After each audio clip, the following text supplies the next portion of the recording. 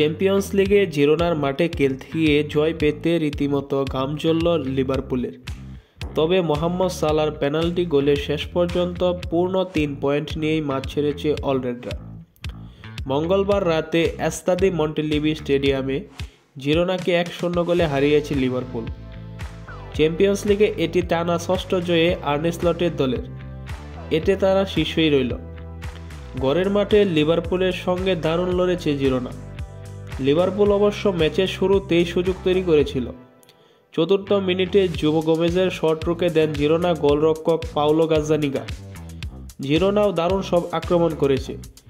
12 মিনিটে ব্রায়ান গিল আর 37 মিনিটে ইয়াসের আসপ্লিনার প্রচেষ্টা নস্যাৎ করে দেন লিভারপুল গোলরক্ষক এলিসন।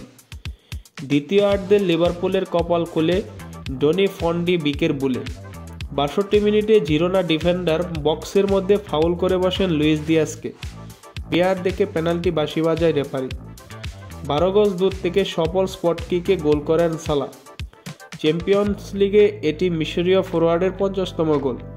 শেষ পর্যন্ত ওই এক গোলই ম্যাচের ভাগ্য করে দিয়েছে।